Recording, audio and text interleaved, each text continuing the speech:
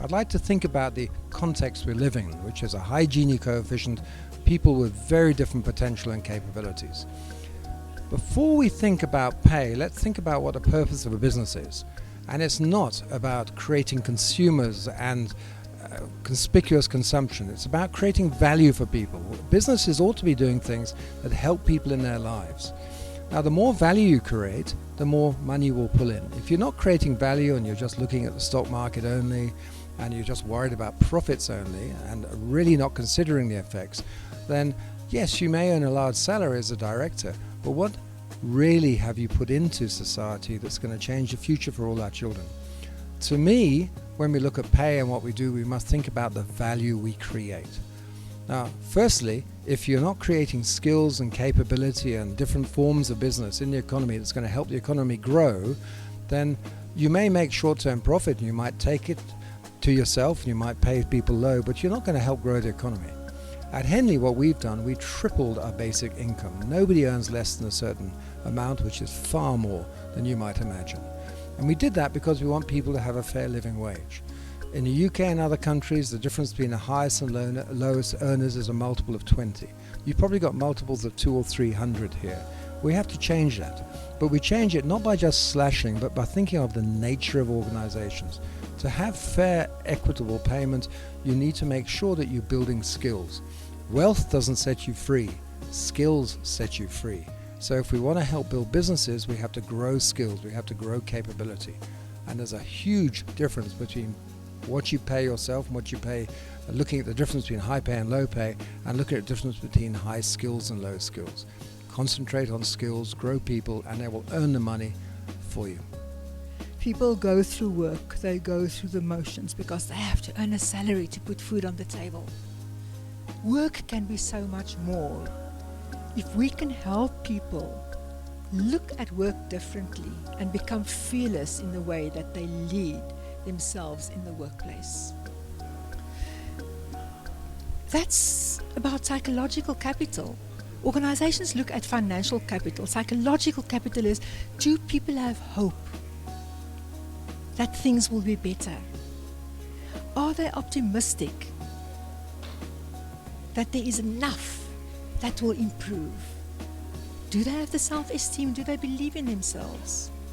Do they take ownership, or are they expecting other people to change their lives and their work and their organization? Organizations cannot grow if people are fearful in their thinking. We need to help individuals realize that they have power and they have potential, and we need to give them that kind of power and believe in themselves and a new vision of what they could be contributing in the workplace, so that they will be able to step up and really make a contribution and fulfill the potential that they have. So if we want to change workplaces, we need to start by changing individuals, empowering them, helping them be the best that they can be at work. And you cannot do that in a sustainable way if you don't have fearless leadership. If you have leaders that are no longer just managers, but leaders who see their people, who notice the potential, who inspire, who engage, who help people shorten that line of sight between the work that their employees do and what the organization need, who help bring purpose and meaning back to work. And that is the journey of culture transformation that we have assisted Coca-Cola Devland with. When we started in 2015, they called Devland Devil's Land. The organization was broken down.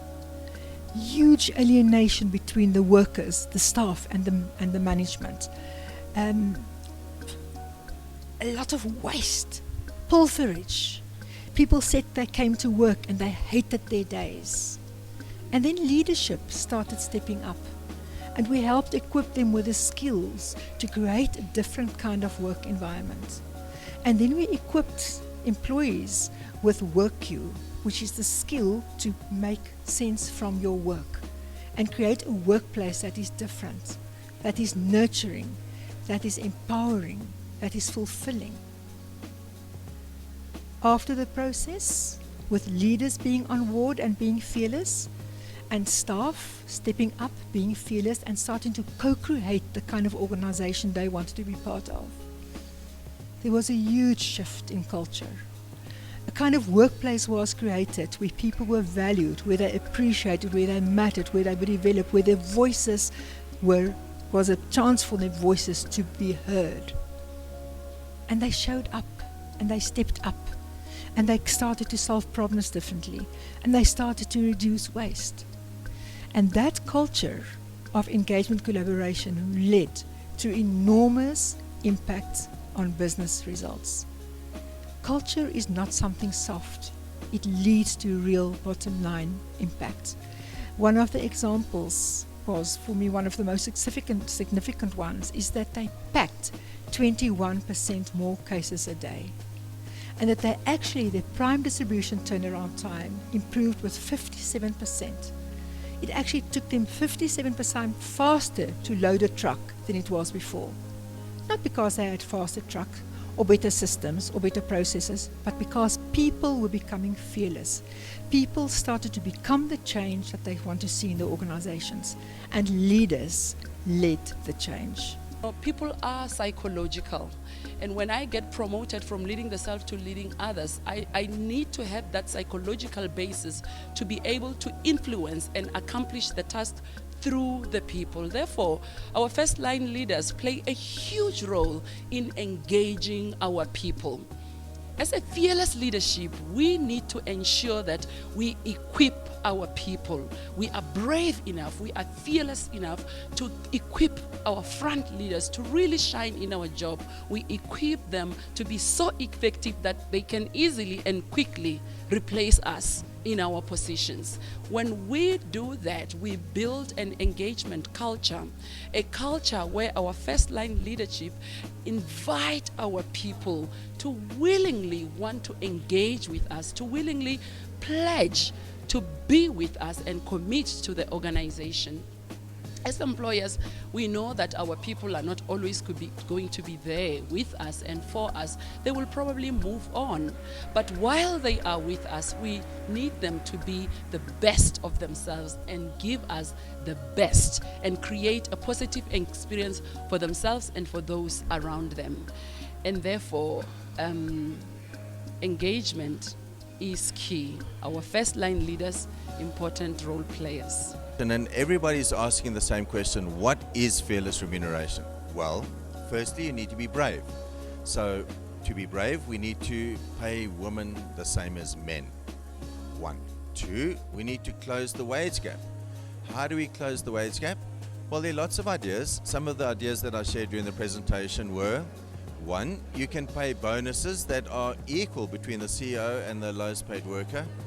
And instead of people getting 100%, 80%, 60% and 40%, we give everyone, say, 30%. 2, share allocation can be done along a similar line, or you give everybody 10,000 shares to give out to people that they think add value. The Gini coefficient and the wage gap is a huge subject in South Africa. Unfortunately, unemployment counts towards making that Gini coefficient big. So our number one issue is to increase employment. If we can get the unemployment rate from 30 or 50% to half, automatically our Gini coefficient will come down from 0.63 to about 0.40, which will be in line with the world trend. So number one issue is unemployment. We've got to work on unemployment. There we need the help of government. Government need to put in easier laws, easier practices that help people employ people. So instead of me starting a new business and I have to pay my VAT right up front, give me a VAT holiday for the first 4 months until my business is up and running. Or Department of Labor, please give us a bit of a break when it comes to hiring so that we can hire and get people on board quickly and make it easy for us to employ people. Give us a holiday for 1 year, and then we'll start complying with every single one of the first class and world class laws that we've got. So there's a lot of things that need to be done. From an HR executive's point of view, you're the HR executive, what should you be doing? Well, Number one, you need to have fair pay policies and procedures, fair practices, and make sure that people get paid according to value. Make sure that women earn the same as men, and make sure that you lift the pay from the folk at the bottom. So one way of doing it is to give folk at the bottom, say, a 5, 6 or 7% increase, folk in the middle a 3, 4 or 5%, and folk at the top slightly less. And it was quite fascinating to talk about some of the underlying themes under this broad theme. I covered courageous leadership when it comes to ethics, given all of the challenges that we have today that face us around ethics and the lack of ethics in our social life, in our corporate life, and in the public sector. I also addressed the issue of staff engagement, people engagement, and its importance for us as leaders. How do we engage our people for success? Thirdly, I addressed the issue of leadership within the fourth industrial revolution. How do we change our people? How do we give them future skills so that they're able to not only survive but compete and thrive in the new environment? I've also addressed the key issue of what kinds of leaders should we have? What does leadership really entail in the future? What are the requirements of leadership? And what role should leaders and people who are people managers do to make sure that we groom the next layer of leadership? I ended off with talking about shared value. How do we talk about society, the environment, and our planet so that we are not only creating things for the now, we must create a sustainable society. Fearless leadership is basically courageous leadership. It's leadership that is prepared to do things differently for the greater good of the organization and its stakeholders. So when it comes to the issues of employee health and wellness, it is very important that you've got leadership that actually sees the health and the wellness of employees as something that is critical and of a strategic importance to organizations. Now, what we normally see is that during days like the World AIDS Day, CEOs and MDs will stand on the podiums and profess that employees are actually the best assets for the organization. But that type of public pronouncement is never followed up by resourcing of these kind of programs. So the people who attended our session actually felt that it's one area that needs to be addressed, that leaders actually do not follow up with the commitments that they make publicly. And some of the questions that people wanted to know during the session were, what is holistic wellness? The feeling was that a lot of people, the programs are actually focused on physical wellness, which is the body. And so I had to assist them to understand that when we're talking holistic wellness, we're actually talking wellness from a body, mind, and soul. At a technical level, we're saying biopsychosocial, spiritual. And one of the things that becomes very glaring when you look at almost all the programs in South Africa, the last part, which is the spiritual part of the holistic wellness, is really an area where people pay lip service. And more people now are actually coming out to saying the programs need to be holistic in that nature, but also the programs should not just focus on people who already have problems, but the programs should actually start from the policies within the organization, the culture that is created within the organization, especially some workplaces that have got toxic cultures that are actually driving a number of employees to be so stressed to a point where they present with mental illness.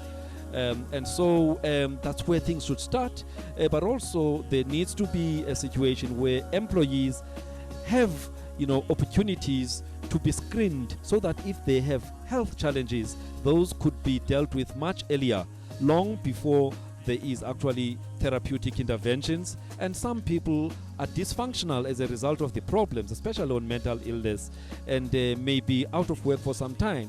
And organizations, in line with their legal obligations, need to work in assisting these employees to become fully functional through appropriate return to work programs and reasonable accommodation. A fearless leader within this environment is a practitioner that continually keeps up to date with the latest changes, with the latest challenges, and with the latest information.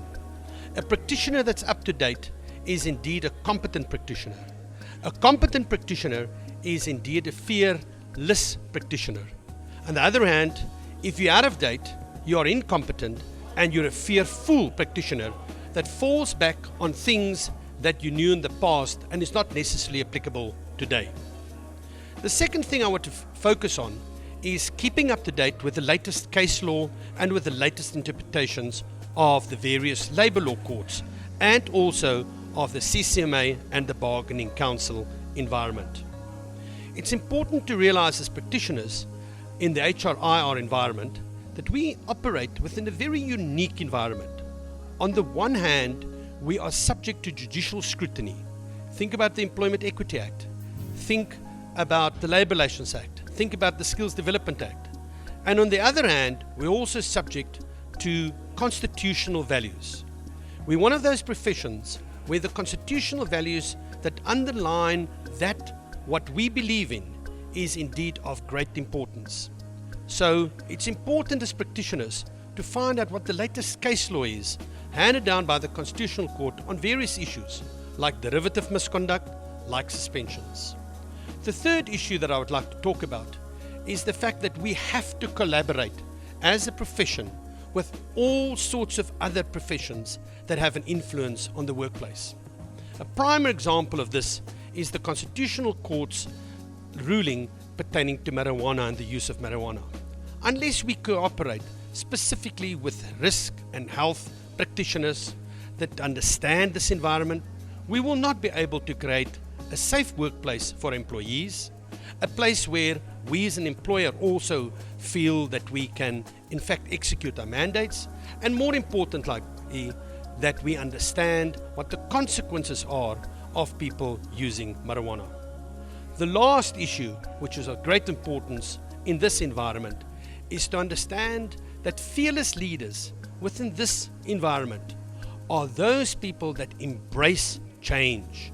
It's practitioners that understand that we live in an environment where continually we have to strive to find solutions and find solutions fearlessly and implement them fearlessly.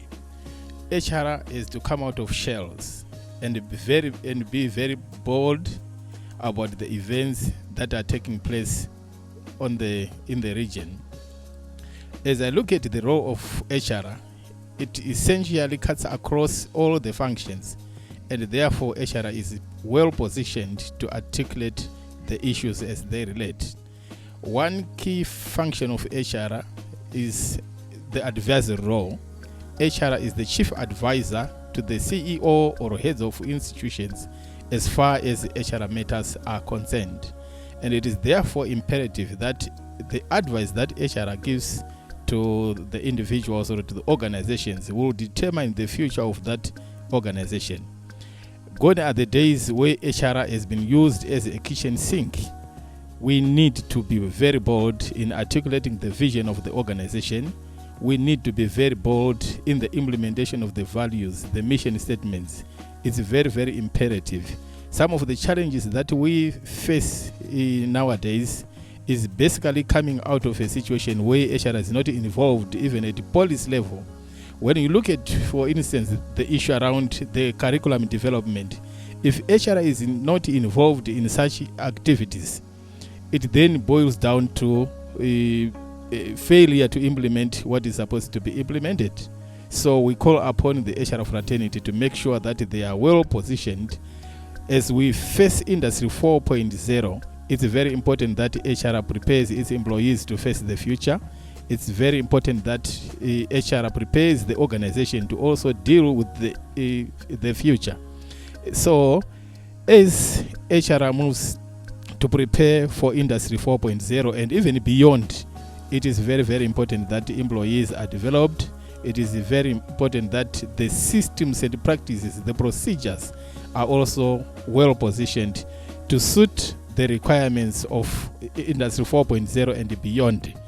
And it is also very important that as we look at the millennials, HR plays a very critical role in ensuring that they love to work, they participate in the development of the company. They are also they also choose what is important for them as individuals and as in groups. So it is very, very important that HR develops the policies that are suitable for millennials. It's no longer about what is going to be done in terms of remuneration. The millennials need to be given chance to choose what works better for them. Even in terms of in terms of their work performance, it's no longer about the activities, but it's the output. So wherever the millennium will be, it doesn't matter. What really matters is the performance and the results. When we talk about courageous authenticity, it's more about saying we need to have the courage required to exercise our leadership mandate. And also we have to be authentic in spite of the dangers of being courageous. It's not about being reckless.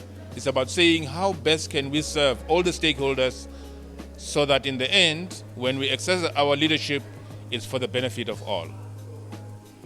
I think many companies have missed out, and many HR practitioners have missed out who have not been part of our discussion, because we would like to have a growing number of leaders who value courageous authenticity, a growing number of leaders who are at peace with exercising their leadership, so that in the end we can have a surge in economic development, because that is one of the measures of good leadership. We need to be able to measure it in terms of the cohesion, national cohesion at the national level. In terms of a country, that's what we're looking for. In terms of companies and organizations that people serve, whether they're in the profit or non-profit sector, it's about saying how can they build cohesive cultures, strong cultures that drive performance and that drive strong relationships. So it is for that reason that I believe we need to host a special conference as the IPM that will deal with courageous authenticity, so that we can help find more people, a bigger army of leaders that are prepared to serve their country and their organizations and their teams. My talk was around the thinking environment, and it's based on Nancy Klein's work, Time to Think. And it's about offering people the opportunity to do their best thinking. So my talk is about how you foster collaboration amongst teams by getting teams involved, asking incisive questions, and getting people to think about stuff before they go out and execute. My talk today was around how to offer people the environment to do their best independent thinking, and about fostering ideas and getting ideas from various people, using diversity, incisive questions, creating an environment of ease so that people can come and think freely and give ideas freely, so that they can collaborate in teams on projects and work together to achieve the vision that is set by the organization. The first objective is to align education to what is required from industry. So I represent industry and was able to, in a very succinct way, explain what would be required for the fourth industrial revolution. How do we capacitate our people to the advent of the fourth industrial revolution, but secondly also, how do we take advantage of it, and how do we make sure we don't fall into the pitfalls that is also available in this space. So we spoke typically about what the short-term, medium and long-term plans might be to be able to go through the process. And the short-term plan is really to see if we have already an immediate need, how can we fast-track some key leaders in our organizations with skills programs, on and off the job programs, that we can take them forward and capacitate them and be then the champions and the informal leaders within our organizations. Also, they will be our future mentors that will teach the new people coming into the organization. Secondly, we also need to work on a program from a national point of view, from the Department of Higher Education and also from the DTI, to ensure that we have got a physical program in place, like for instance the President's Industry 4.0 Commission and also the new Economic Advisory Board. These are initiatives that is going to be important for us to make sure going forward. But lastly, we're talking long term, and the government national development plan speaks about having 30,000 artisans coming into the system by the year 2030. To be able to do that and to make good on that promise, we need to make sure that the pipeline going in to that system is very, very well done, specifically in the STEM space. Science, technology, engineering and math is really the way forward, and we are working currently with the Department of Basic Education in secondary level, school level, to be able to introduce this so that we make sure that we are ready for the fourth industrial revolution and also for the National Skills Development Plan 2030. And the thing about fearlessness is it is a brain challenge.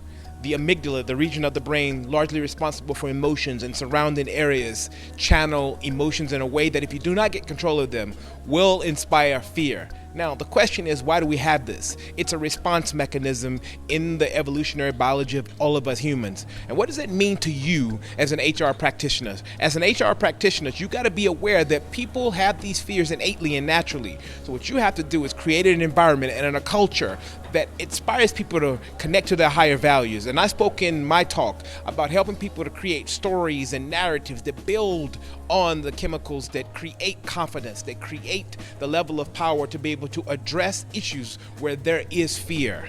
Look at the neuroscience and research the neuroscience of what's happening in people's brains, and you will find the seed of fear and help them overcome it.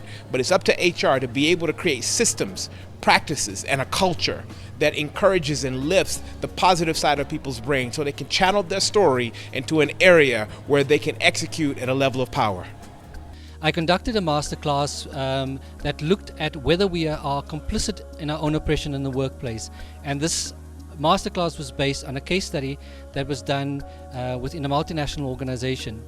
As part of the masterclass, we looked at authentic leadership and the extent to which authentic leadership can help us to boost the self-esteem of our followers, to help our followers to be more agile, more balanced, and how they can create boundaryless work orientations in the workplace.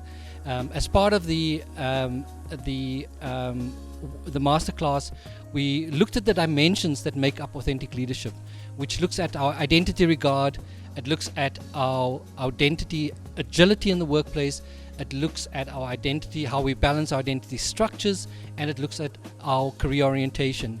And what we did as part of the workshop, we took participants through these dimensions and helped them to define who they are and how they can help their followers to be their best selves in the workplace. We need to take care of our overall well-being as well as HR professionals, and we need to seek out mentors and coaching well ahead of time so that we know we don't have to navigate this journey on our own, and that there are opportunities for us to be supported and enabled to be as effective and optimal as we possibly can be out there. So I want to encourage you to use these opportunities to seek out mentoring and coaching well ahead of time, to be aware that mental wellness has an impact on our organizations, and to create a culture that is inclusive and caring of people too who have mental wellness challenges. And today I just want to encourage you to step up boldly, to be courageous, to take our organizations through this difficult time in South Africa and take our organizations to the next level as fearless HR leaders. Most people are very averse to politics in the workplace, but what I think and what my presentation argues for is that if we can gain power and use it wisely and know how to exercise influence, we can get a lot of good accomplished at the workplace. So what I took participants through was the ways in which they can become personally powerful and how that power can be translated into influence in order to get things done. We also discussed how they can neutralize the illegitimate use of influence in the workplace and all of the things that create conflict and make the workplace dysfunctional. One particular area in which we paid a lot of attention to is how to manage upwards. Most people don't realize it is your responsibility to learn to manage their bosses. They think it's only the boss's job to manage the subordinates. So we've also taken participants through how to manage the bosses and how to sell issues upwards by understanding their bosses' needs, their responsibilities to their bosses, and how to align our effort to make sure that the boss's agenda is fulfilled as a way of making sure that we also have our needs met.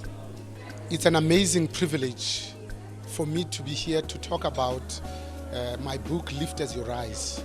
Lift As You Rise, it's an African adage that needs no explanation. It is absolutely crystal clear and explicit. But what motivated the book is the fact that all of us that feel called upon to lead are indeed leaders. So you don't have to wait until you are in the C-suite or you have the title before you refer to yourself as a leader. Lift As You Rise simply says, take 2 steps on the corporate ladder of success, extend a hand and lift another human being. This is what our teachers in the 70s during the mass exodus in protest against Bantu education did when they left teaching, but because they genuinely cared about the education of an African child, they coined a phrase, each one teach one. This is what we're imploring politicians to do, to say the best amongst us lead with a heart of a servant. That servant leadership is not a leader that has many servants. This is what we implore business, because business has a disproportionate voice, disproportionate resources, that they cannot continue to be an island of prosperity in a sea of poverty. That when business does well, society generally does well. Lift As You Rise says there is no exercise much more potent and useful to the heart than extending a hand down and lifting another human being. Nature is an amazing metaphor for business, because nothing that nature does it for itself, but it does it for everybody else, well-being and indeed enjoyment. That is why rivers don't drink their own water. That is why trees don't eat their own fruit. That is why the sun shines, but itself does not need the vitamin D, the light, or even the warmth.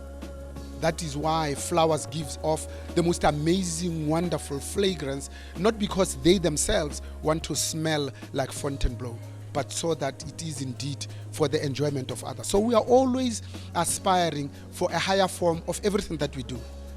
If you are a manager, the higher form is leadership.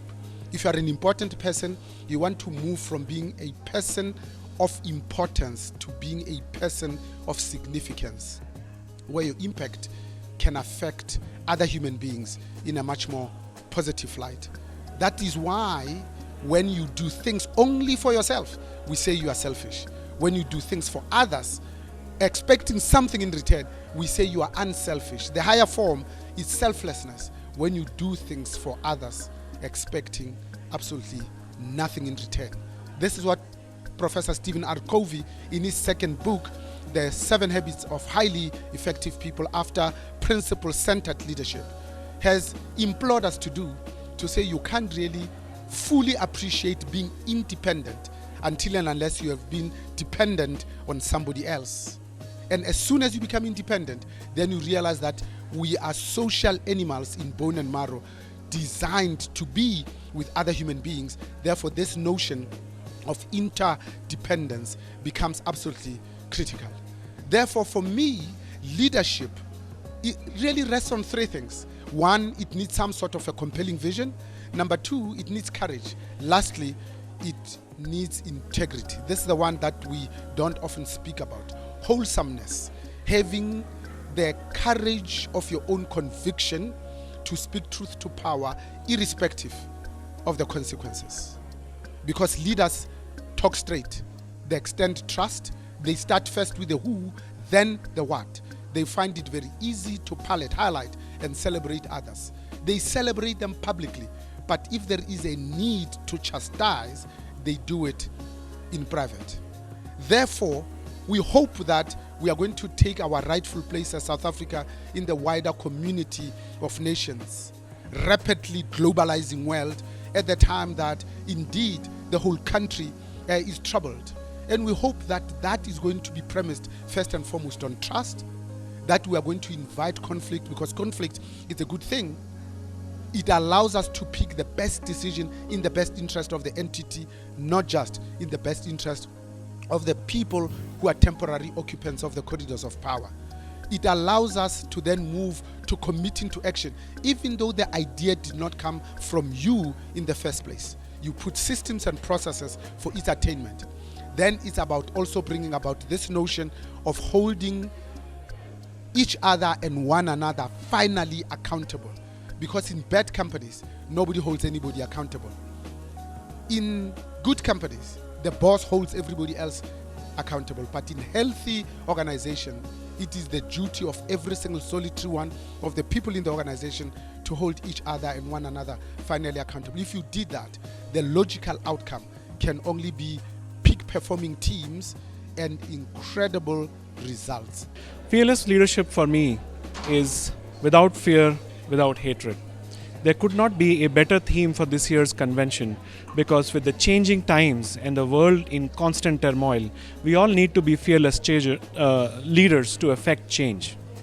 And the key topic that I was here to express my thoughts about was HR analytics as a key tool for HR managers to become fearless leaders. If you look at the world today, data and analytics is being used left, right, and center, from predicting and influencing political election decisions to helping you view the next best movie at Netflix, to help you gain better access to healthcare. All sorts of fields are using analytics in a big way, and HR is no different. If you look at your function as an HR professional, you sit on a lot of data. You have data about the past employment history of an employee. You have data about their day-to-day performance. You have data about their attendance and timings they spent in the office. You may even be counting the number of emails they're sending in a day. Now, all of this data can be used to a great effect in doing things which earlier were difficult. For example, this data can be used to predict how many employees might leave your company in the next 6 months. Now, that could be a valuable insight because you can plan your workforce hiring in a certain way. This data can also help you bring out correlations between how you can choose which people to hire based on where they come from, because you have collected over the past several months and years a lot of data on how people are performing on the current job role. These are all critical HR functions and they all benefit from data. And the other aspect about data is that the entire organization needs to become data smart. We need to move from opinion-based decision making to data-driven decision making. And this can only happen if everybody in the organization thinks about data first and then opinions later. And as HR professionals, you're also the custodians of the culture of an organization. So until unless you are equipped with this power of data and analytics, you will not be able to affect that cultural change in an organization, which will make or break that organization in the coming future. So what are the key skills that as an HR professional you need to equip yourselves with? I think the key 3 skills as HR professionals you can take up in the field of data analytics is: 1 is about the data, 2nd is about analytics, and 3rd is about telling a story. So when I talk about data, you need to understand where this data comes from, how much data is enough. If you have missing data, how do you overcome that barrier? When it comes to analytics, you need to be able to look at a problem. First of all, define the problem accurately, then figure out which analytics technique would be best suited to solve that problem, and then carry out that analytics. And 3rd, and one of the most important aspects, is you need to be able to stand up in front of your management, talk about the work that you have done, and influence decisions. Because without getting that buy-in from the senior management on whatever actions you propose, all of this data and analysis is not useful. So I would like to just leave you with this key thought from this favorite movie of mine called Kung Fu Panda. And Kung Fu Panda says that, his master Shifu, the mentor of Kung Fu Panda, says that if you only do what you have done before and never do something new, how will you become more than what you are? Hence, my fellow HR professionals, please make it a point to learn HR analytics. It will help you become much more powerful and fearless, because you will be equipped with the power of logic, reasoning, data and analysis, and it will help you gain much better buy-ins and bring you to the decision making table with much greater power. I do know that in the past the focus was so much about achieving your short-term objectives, but I think it's probably holding your short-term and long-term objectives in like a creative tension. Therefore, you do want your people to achieve obviously the objectives for this next year and for the year thereafter, in order to be able to say, well, we have achieved at least what our business is about. But it's also about creating a mindset with your people whereby you want them to think about the future, because sustainability for the organization is about where you will continue to achieve those objectives, maybe in different contexts, because you will be thinking about it differently in future. But because you have a transformation agenda within your organization, you help people to think, to say, new challenges will emerge for the organization, many of which we don't even know. Therefore, what we're trying to build is a transformation mindset for our people to say, you need to, if you're going to be successful, upskill yourself continuously, see the new trends and challenges emerging around us, see where the new competitors are, see what are the problems about our practices, policies, and the ways of doing things within the organization. So as we build a mindset like that for people, we are saying to them, yes, it is about achieving our objectives for this next year, but we want you to be able to think continuously about the challenges as they emerge into the future. Therefore, I do believe that it is necessary, over and above paying bonuses for your short-term objectives, you should incentivize your people also about achieving the objectives of the future.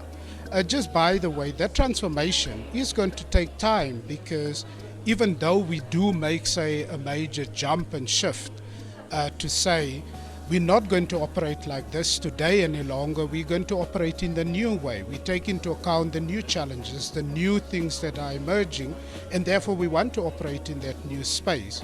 We are saying that that will take time, and you want to build a mindset with your people that continuously build on that into the future and never waver from that path.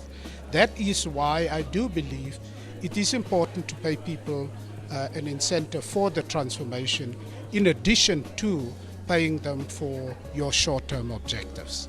In my very short session, I was hoping to position the fourth industrial revolution as an era of opportunity, especially for HR practitioners, to rethink the current state of the corporate South Africa. So what is the current state? The current state is that people are fearful, people are disengaged, a quarter of employees in your organization are not engaged, a quarter are fully engaged, and half of them are just blasé.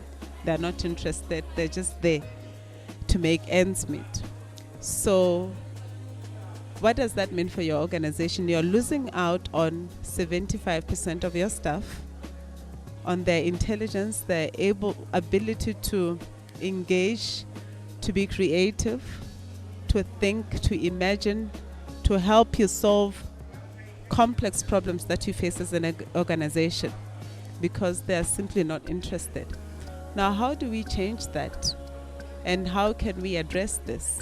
And does the fourth industrial revolution give us an opportunity to rethink the state of corporate South Africa? Because the reality is that, yes, manual jobs that are easily programmable, that can be turned into an algorithm, are being done by robots, and they're being replaced, and the people on those jobs are receiving Section 189 letters and being declared as redundant in organizations.